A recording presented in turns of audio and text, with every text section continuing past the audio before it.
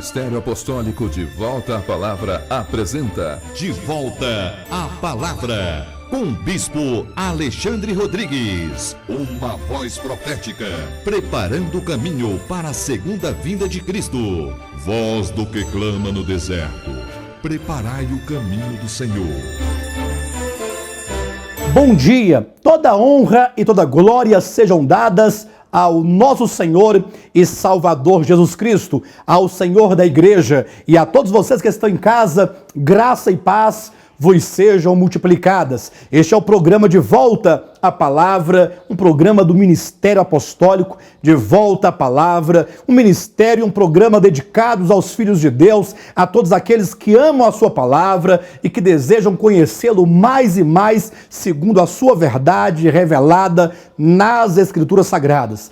E é por isso que a cada sábado, neste mesmo canal e neste mesmo horário, nós estamos aqui a ministrar a rica e poderosa Palavra de Deus, sempre trazendo aqui esclarecimentos acerca de questionamentos, de perguntas, de considerações que vocês, telespectadores, nos enviam pelo e-mail pergunta@devoltapalavra.com. Vocês nos enviam seus questionamentos e nós daqui procuramos trazer uma resposta bíblica, uma resposta fundamentada em toda a Escritura Sagrada, sobretudo na revelação do Novo Testamento, que é a base de edificação da igreja. Haja vista que vivemos num tempo de muita treva, de muita apostasia, em que os homens têm se desviado, abandonado o reto caminho e ido atrás ou após outras doutrinas, doutrinas de homens, doutrinas mercantilistas, doutrinas legalistas e mesmo doutrinas de demônios. Portanto, você que ama a Deus, abra bem seus olhos, abra o seu coração e firme bem a sua fé somente naquilo que a Escritura Sagrada, a Palavra de Deus, tem a nos ensinar. E hoje queremos trazer aqui a resposta a um questionamento que é bem convencional, porque todas as pessoas estão sempre a nos perguntar acerca do dízimo. Afinal, os crentes da era do Novo Testamento, eles estão sujeitos à lei do dízimo, conforme se apresenta na maioria das igrejas evangélicas dos dias atuais? Bem, para respondermos essa pergunta, temos que partir de um princípio, partir de um começo. Quero que você abra sua Bíblia no livro de Gálatas, no capítulo 4, porque aqui nós vamos ter o princípio, a base das nossas colocações. Gálatas, capítulo 4, veja então, quero ler com você o versículo 28 e 29 e 30 que nos dizem assim: Vós, porém, irmãos, sois filhos da promessa, como Isaque. Como, porém, outrora o que nascera segundo a carne perseguia ao que nasceu segundo o Espírito, assim também agora. Contudo, o que diz a Escritura? Lança fora a escrava e seu filho, porque de modo algum o filho da escrava será herdeiro com o filho da livre. Versículo 31. E assim, irmãos, somos filhos não da escrava, e sim da livre. Eu quero chamar a sua atenção, a você que está em casa, para as declarações do apóstolo Paulo, neste capítulo 4 de sua epístola aos Gálatas, em que, com muita contundência, ele nos afirma que nós, os crentes do Novo Testamento, os crentes da Nova Aliança, nós somos filhos da livre e não da escrava. E talvez alguém pergunte, ora, o que significa ser filho da livre ou filho da escrava? Logo, vocês vão observar aqui no contexto desses versículos, logo no capítulo 4, versículo 24 em diante, em que o apóstolo Paulo nos apresenta ali Abraão com duas mulheres, Sara e Agar. Sara, sua esposa legítima e, portanto, a mulher livre. Agar, a sua concubina, e era então a sua escrava, com quem Abraão teve um filho chamado Ismael. Abraão teve dois filhos, um da mulher livre, Sara, de quem nasceu Isaque, um outro de sua escrava, que nasceu então Ismael. Dois filhos, Isaque e Ismael, um da livre, outro da escrava. E o apóstolo Paulo, então, tomando essas mulheres e esses filhos por metáforas, o que ele diz? Que aqui se refere a duas alianças. Sara, referindo-se à nova aliança, a aliança da graça, porque aquela que não tinha os meios para então gerar um filho, porque Sara era estéril, então foi alvo da graça de Deus, da misericórdia de Deus e do poder de Deus que agiu sobre ela, gerando-lhe um filho sobrenatural, que é Isaac, é o filho da promessa. É o filho, né, que Deus deu gratuitamente pelo seu amor, pela sua bondade, pelo seu poder. Haja vista que nem Abraão nem Sara, quando geraram Isaac, tinham as condições de gerar um filho. Ao passo que Agar não é o filho da promessa, Agar é o filho da capacidade natural de Abraão, do esforço de Abraão, do poder de Abraão, da virilidade de Abraão, e Deus nada tem a ver, portanto, com esse filho. Então, veja que são duas alianças. Uma é a aliança do Calvário, a livre, a aliança da graça, do amor, da bondade, da misericórdia de Deus, do poder de Deus, ao passo que Agar, veja que está aqui no capítulo 4, versículo 24, representa o Monte Sinai na Arábia, ali que fala do Monte Sinai, onde se fala da aliança do Sinai, Êxodo capítulo 19 em diante, onde ali se estabelece, se inaugura, se instaura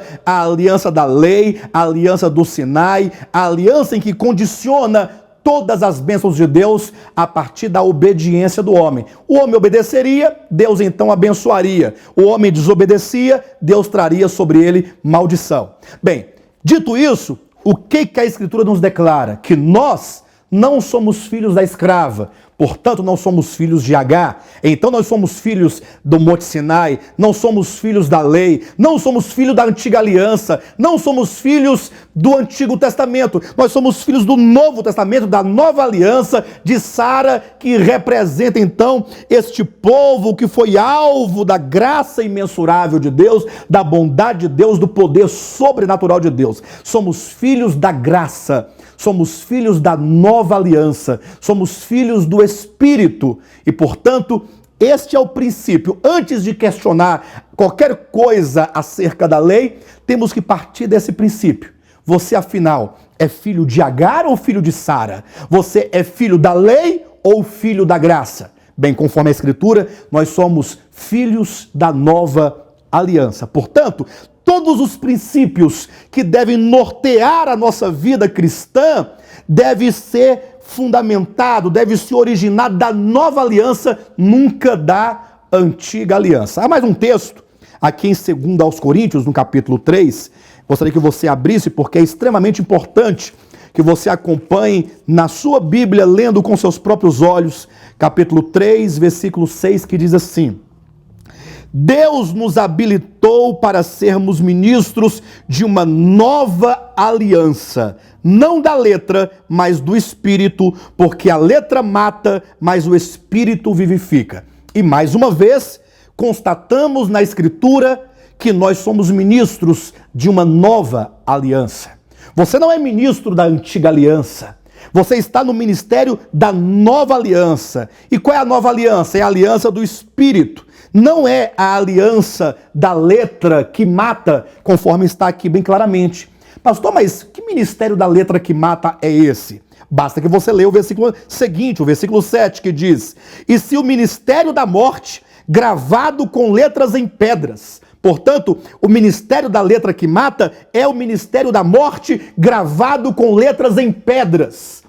Êxodo 31:18 nos deixa claro que o que foi escrito com letras em pedras pelo dedo de Deus foram os 10 mandamentos e, portanto, o ministério da morte, gravado com letras em pedras, que é da letra que mata, é o ministério do Antigo Testamento, é o ministério da lei. Esse é o princípio. Antes de qualquer questionamento acerca dos itens da lei, você tem que partir do princípio de que nós somos filhos da nova aliança. Nós não somos filhos da antiga aliança. Nós não somos filhos do Sinai. Nós não somos filhos de Moisés. Somos filhos de Abraão. Somos filhos da fé. Somos filhos do Novo Testamento, em que Cristo é o nosso sacrifício e por meio dele todas as bênçãos nos são alcançadas.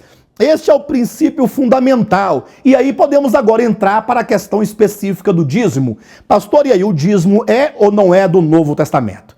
E aí nós temos que começar então, tratando-se do dízimo, considerando dois textos. O primeiro, Malaquias capítulo 3, que é certamente o texto mais usado, é a base para aqueles que querem aplicar o dízimo no Novo Testamento. Temos que abrir a palavra de Deus no livro de Malaquias, que é a base daqueles que querem trazer o dízimo para o Novo Testamento. Abra sua Bíblia em Malaquias, capítulo 3. Veja então, a partir do versículo 8, que diz: roubará o homem a Deus? Todavia vós me roubais e dizeis: em que te roubamos? Aí vem a resposta divina: nos dízimos e nas ofertas. Versículo 9: com maldição sois amaldiçoados, porque a mim me roubais, vós, a nação toda. Diz: trazei todos os dízimos à casa do tesouro, e assim sucessivamente. Então, esse texto é a base utilizada pela maioria de líderes religiosos para dizer que você tem que trazer o dízimo à igreja, do contrário, você será amaldiçoado por Deus, como diz o versículo 9, com maldições sois amaldiçoados. Mas veja que você está aqui nas páginas do antigo pacto, da antiga aliança. Basta que você passe, olha, as páginas, apenas uma página você chegará no Novo Testamento. Daqui para frente, o Novo Testamento é uma nova aliança, é um novo momento, é uma nova era. Deus vai se relacionar com você que crê no seu nome, que crê no seu filho, numa outra base. E que base é essa? Abre em Gálatas, você vai comparar Malaquias, que você acabara de ler, com Gálatas capítulo 3, um texto extremamente importante. Gálatas capítulo 3, veja então o versículo 10, 11 e 12, que nos dizem assim, ou melhor, vamos considerar Gálatas capítulo 3, versículo 13 e 14. Cristo nos resgatou da maldição da lei, fazendo-se ele próprio maldição em nosso lugar. Maldito todo aquele que for pendurado em madeira. Então você lê lá em Malaquias: com maldição sois amaldiçoados, vocês que não trazem o dízimo. Novo Testamento: Cristo vos resgatou da maldição da lei, fazendo-se ele próprio maldição em vosso lugar, como está escrito: maldito todo aquele que for pendurado em madeiro. Você que está em casa, considere comigo, em nome de Jesus Cristo. Você que é pastor, você que é líder, eu pergunto: por que lançar as maldições de um antigo pacto sobre o povo de Deus, que vive na base de uma nova aliança? Por que usar o texto de Malaquias para amedrontar o povo de Deus, esse povo que é salvo, esse povo que é redimido pela fé no sacrifício de Cristo, esse povo que é abençoado com toda sorte de bênçãos espirituais nas regiões celestiais em Cristo Jesus? Não é possível. Com que clareza a palavra de Deus nos mostra que nós somos filhos do novo pacto, filhos da nova aliança, e na nova aliança não há maldição da lei.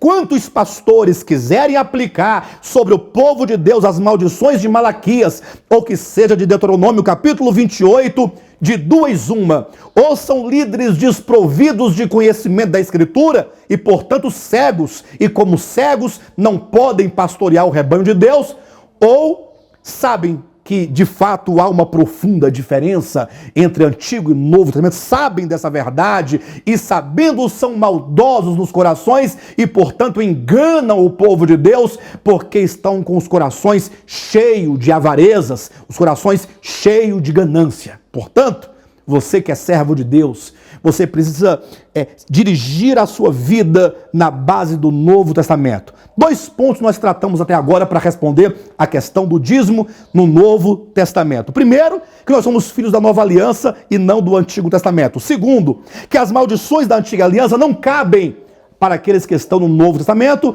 haja vista que no Novo Testamento estamos abençoados com toda sorte de bênçãos espirituais. As maldições ali ditas em Malaquias 3, do 10 em diante, acerca do dízimo, não podem ser aplicadas na nova aliança, porque prevalece as bênçãos pela fé na pessoa de Jesus Cristo. Entretanto, talvez se insurjam agora alguns líderes e não, pastor Alexandre, mas você está equivocado, porque no Novo Testamento nós vamos encontrar o dízimo. E certamente, antes que eles digam, eu posso me antecipar. Vão citar 2 textos no Novo Testamento. O primeiro em Mateus 23, 23. O segundo em Hebreus capítulo 7. Isso porque são esses 2 textos nas páginas dos 27 livros finais da Escritura que trazem a palavra dízimo de maneira clara. Não há a expressão dízimo em nenhuma outra passagem do Novo Testamento, senão em Mateus 23, 23 e depois em Hebreus capítulo 7.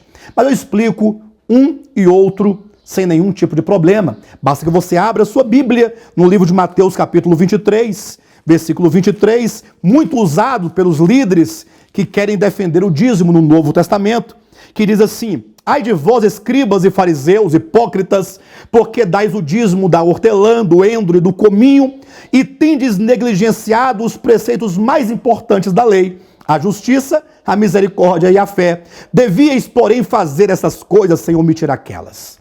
E alguém fala, você está vendo? Aqui está o mandamento de Jesus Cristo no Novo Testamento para que se traga o dízimo, quando diz, devíeis fazer, porém, estas coisas sem omitir aquelas. Ou seja, deviam fazer o dízimo sem omitir as demais coisas. Mas veja que este é um capítulo, se você bem observar, logo no título do capítulo 23, versículo 1, Jesus censura os escribas e os fariseus. E trazendo aqui então essa censura, Jesus não vem aqui ensinar os filhos da nova aliança a vida cristã no Novo Testamento. Pelo contrário, ele está repreendendo os fariseus e escribas que viviam na antiga aliança. Ora, como é que faziam os escribas e fariseus na antiga aliança? Ora, eles eram simplesmente aqueles que coavam o mosquito e engoliam um camelo. É exatamente o que diz aqui nos versículos anteriores. Eles simplesmente davam o dízimo das coisas menores, do cominho, do endro,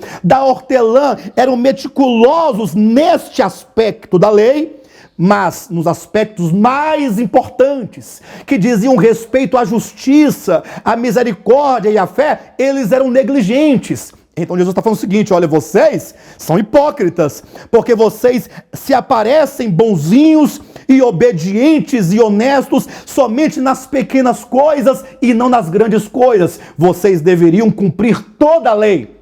Já que vocês são da lei, querem ser justificados pela lei, deveriam cumprir toda ela. Jesus não está a ratificar a lei do dízimo, ele não está a ensinar a lei do dízimo, ele não está transferindo-a para o Novo Testamento em nenhuma hipótese. Qualquer pessoa, por menos que ela compreenda da Escritura, se ela ler todo o capítulo 23, perceberá que aqui é uma repreensão de uma atitude hipócrita que os fariseus e escribas assumiam em face da lei diante das pessoas. Portanto, não há nenhuma base bíblica aqui para fundamentar o dízimo aqui em Mateus capítulo 23, versículo 23. Quanto a Hebreus capítulo 7, esse é um texto mais complexo, mas não tão difícil de se compreender. Veja que a partir do versículo 4, o apóstolo começa a falar a respeito de Cristo enquanto nosso sumo sacerdote. Observa que a grande questão que ele traz aqui é: Jesus é o nosso sumo sacerdote segundo a ordem de Melquisedeque. Mas logo surge um questionamento. Ora, como é que pode ser isso? Se de acordo com a lei, só podia sair sacerdote da tribo de Levi. Ou seja, somente a tribo de Levi podia gerar sacerdotes, porque foi a tribo que Deus escolheu, que Deus separou, para dela sair aqueles que iriam servir no templo, servir no tabernáculo, os levitas. E Jesus não era da tribo de Levi, era da tribo de Judá. Então os judeus logo questionariam, os hebreus, nós estamos na carta aqui aos hebreus, logo iriam questionar: como Jesus pode ser o nosso sumo sacerdote se ele sequer nasceu da tribo de Judá e não da tribo de Levi? Aí o apóstolo vai explicar que antes de Levi nascer, haja vista que Levi era filho de Jacó, que era filho de Isaac, que era filho de Abraão, antes de nascer mesmo Jacó, Isaac e Levi, já havia certamente um outro sacerdócio. E, portanto, havia antes do sacerdócio levítico um sacerdócio maior, um sacerdócio superior, que era o sacerdócio de Melquisedeque, de quem é dito que não tem princípio de dias nem fim de existência, sem pai, sem mãe, sem genealogia, porque é um sacerdócio eterno.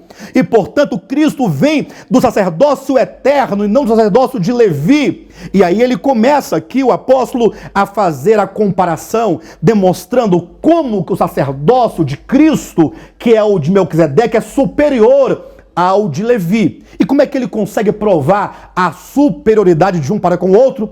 Ele demonstra que quando Abraão, lá em Gênesis capítulo 14, ele então venceu aqueles 5 reis naquela batalha. Ao voltar vitorioso da batalha, ele então pagou o dízimo a Melquisedeque. Veja o raciocínio do apóstolo. Se Abraão pagou o dízimo a Melquisedeque, então, semelhantemente, Isaac, que estava nos seus lombos, pagou também o dízimo a Melquisedeque. Consequentemente, Jacó, que estava nos lombos de Isaac, que estava nos lombos de Abraão, pagou o dízimo a Melquisedeque. E, consequentemente, portanto, o próprio Levi, de onde saem os sacerdotes judeus, que estava nos lombos de Jacó, que estava nos lombos de Isaac, que estava nos lombos de Abraão, pagou o dízimo. Então, se Levi pagou o dízimo a Melquisedeque, então Melquisedeque é maior e superior a Levi. E, portanto, com esse argumento lá de Gênesis 14, quanto ao dízimo que Abraão pagou,